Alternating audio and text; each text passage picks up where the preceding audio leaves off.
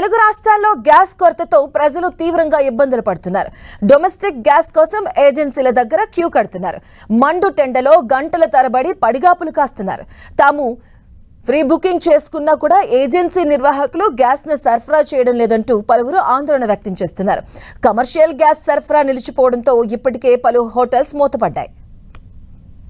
తెలంగాణ వ్యాప్తంగా నెలకొన్న gas కొరతలపై CS Ramakrishna Rao సమీక్ష నిర్వహించారు. ఎల్పీజీ నిల్వలు, గ్యాస్ వినియోగదారులకు పంపిణీ, అలాగే ప్రస్తుత పరిస్థితిపై ఆయిల్ మార్కెటింగ్ కంపెనీల ప్రతినిధులు, పౌర సరఫరాల విభాగం అధికారులతో చర్చించారు.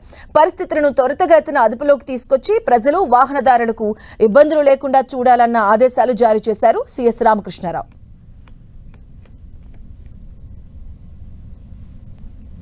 పశ్చిమాసియాలో జరుగుతున్న యుద్ధం తెలంగాణలోని ఇంధన కొరతకు దారితీసింది.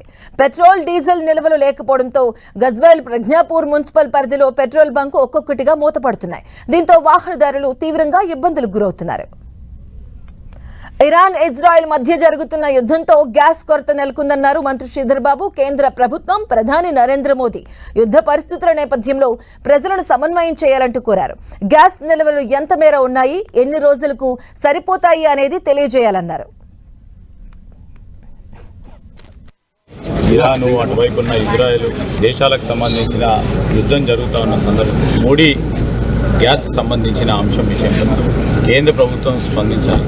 ఒక ప్రణాళిక సిద్ధం చేసుకొని ఎన్ని రోజులు యుద్ధం జరుగుతూ ఉన్నది, జరగబోయే ప్రమాదం ఉంది, ఆ క్రమంలో కావాల్సిన గ్యాస్ సరఫరాల గురించి, దానికి తోడు ఒకవేళ గ్యాస్ సరఫరాకు సంబంధించిన మనకు నిల్వలు, వచ్చే గ్యాస్కు సంబంధించినతో పాటు ఎంత నిల్వలు ఉన్నాయి, ఎన్ని రోజులు వస్తాయి, ఎన్ని నెలలు వస్తాయి, ఎన్ని వారాలు వస్తాయి అని చూసి మరి ప్రజలను కూడా సమన్వయం చేస్తూ, అదేవిధంగా రాబోయే కాలంలో ఎవరికి కూడా ఈ గ్యాస్ ఇబ్బందులు లేకుండా ఈరోజు మా రాష్ట్ర ప్రభుత్వం కూడా ప్రత్యేకించి యుద్ధ వాతావరణం ఉన్నది, యుద్ధాలు జరుగుతూ ఉన్నాయి, ఏ విధమైన ఇబ్బందులు వస్తున్నాయని ఎప్పటికప్పుడు రాష్ట్రానికి సంబంధించిన అవసరాల గురించి కేంద్ర ప్రభుత్వానికి తెలియజేస్తాం.